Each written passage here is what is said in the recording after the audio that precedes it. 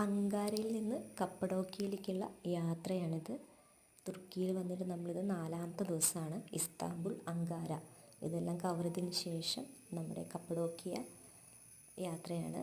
ഏകദേശം 5 മണിക്കൂർ യാത്ര ചെയ്തിട്ട് നമ്മൾ രാത്രിയാണ് കപ്പഡോക്യ എത്തിയത്. ഇത് കപ്പഡോക്യയിലെ മോർണിംഗ് വ്യൂ ആണ്.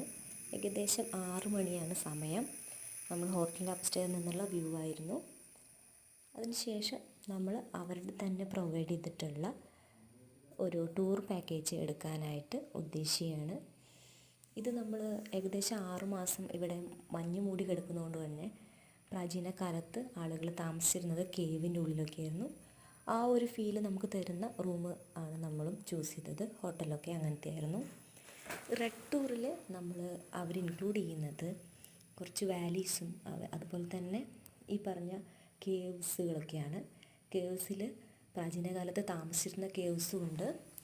അല്ലാതെ കാണാനായിട്ട് ടൂറിസ്റ്റുകൾക്ക് വേണ്ടിയിട്ട് അവർ അങ്ങനെ തന്നെ നിലനിർത്തിയിട്ടുള്ള കേവ്സുകളുണ്ട്.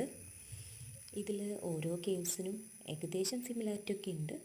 എന്നിരുന്നാലും ഓരോ ഏരിയയിൽ എത്തുമ്പോൾ ഓരോരോ പേരുകളാണ്. ഇത് അവരുടെ തന്നെ തനതായിട്ടുള്ളൊരു ഫാക്ടറി ഔട്ട്ലെറ്റാണ്. ഇവിടെ ചെയ്യുന്നത് കാർപ്പറ്റുകളൊക്കെയാണ്. ഹാൻഡ് മെയ്ഡായിട്ടുള്ള കാർപ്പറ്റുകളൊക്കെ കാണാനും അതുപോലെ തന്നെ അവനൂസ് എന്ന് പറയുന്ന അവരുടെ പാത്രങ്ങളൊക്കെ ചെയ്യുന്ന ഒരു ഏരിയ കാണാനൊക്കെ ഉള്ളൊരു അവസരം ഈ പാക്കേജിലുണ്ടായിരുന്നു. പിന്നെ അവർ തന്നെ നമുക്കൊരു ലഞ്ചും ഓഫർ ചെയ്തിരുന്നു. ഒരുപാട് ആളുകൾ വരുന്നതുകൊണ്ട് തന്നെ ഒരുപാട് വെറൈറ്റീസ് ഓഫ് ഫുഡ് അവിടെ ഉണ്ടായിരുന്നു.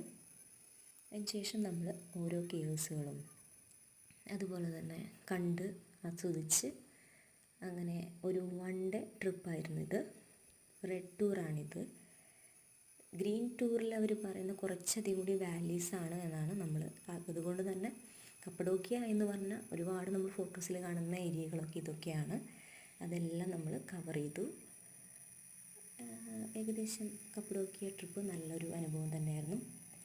കപ്പഡോക്യയിൽ ഇത് 2nd ഡേ മോർണിംഗിൽ ഹോട്ട് എയർ ബലൂൺസൊക്കെ സ്റ്റാർട്ട് ചെയ്യുന്ന വ്യൂ പോയിൻറ്റിലേക്കാണ് നമ്മൾ പോകുന്നത്.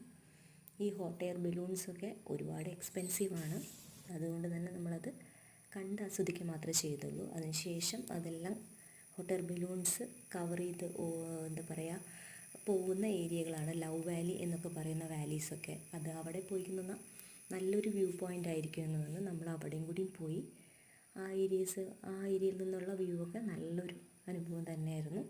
അവിടെ കുറേ ഫോട്ടോസും എടുത്ത് അങ്ങനെ കപ്പഡോക്യ വിശേഷങ്ങൾ നല്ലൊരു അനുഭവമാണ്.